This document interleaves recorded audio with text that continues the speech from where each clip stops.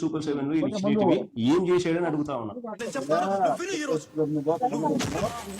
3000 పెన్షన్ను 4000కు పెంచారు. 18 నెలల్లో 23,926 కోట్ల రూపాయలు పంపిణీ చేశారు. 205 అన్నా క్యాంటీన్ల ద్వారా 7 కోట్ల మందికి పైగా 5 రూపాయలకే నాణ్యమైన భోజనం పెట్టారు. స్త్రీ శక్తి ద్వారా 400 కోట్ల రూపాయల వ్యయంతో 25 కోట్లకు పైగా ఉచిత ప్రయాణాలు కల్పించారు. తల్లికి వందనం ద్వారా 67 లక్షలకు పైగా విద్యార్థుల తల్లుల ఖాతాల్లో 10,000 కోట్ల రూపాయలకు పైగా జమ చేశారు.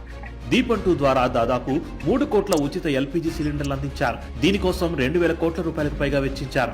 పేదల సేవలో కార్యక్రమం ద్వారా 50,000 కోట్ల రూపాయలు పేదల సంక్షేమానికి అందించారు. స్వయం సహాయక సంఘాలకు చెందిన 3.5 లక్షల మంది మహిళలకు 304 కోట్ల రూపాయల రుణాలు ఇచ్చారు. అన్నదాత సుఖీభావ్ ద్వారా రైతన్నలకు ఏటా 20,000 అందిస్తున్నారు. 46 లక్షలకు పైగా రైతుల ఖాతాల్లో ఇప్పటి వరకు 4,635 కోట్ల రూపాయలు జమ చేశారు. మెగా డిఎస్సి ద్వారా 150 రోజుల్లోనే 15,000కు పైగా టీచర్ ఉద్యోగాలు భర్తీ చేశారు. దాదాపు 6,000 కానిస్టేబుల్ నియామకాలను పూర్తి చేసి ట్రైనింగ్ లో స్టైఫండ్ 4,500 నుండి 12,500 రూపాయలు పెంచారు. మత్స్యకార భరోసా ద్వారా 1,20,000 మందికి పైగా లబ్ధిదారులకు 259 కోట్ల రూపాయలు అందించారు.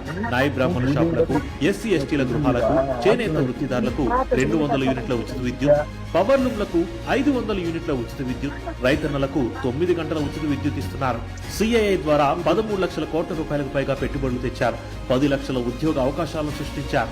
అంతర్జాతీయ స్థాయిలో విశాఖలో యోగా డే నిర్వహించి అరుదైన రికార్డుతో ఆంధ్రప్రదేశ్ ఖ్యాతిని ప్రపంచానికి చాటారు. ప్రధాని మోదీ చేతుల మీదుగా అమరావతిలో 50,000 కోట్ల రూపాయల విలువైన పనులకు శంకుస్థాపన చేశారు.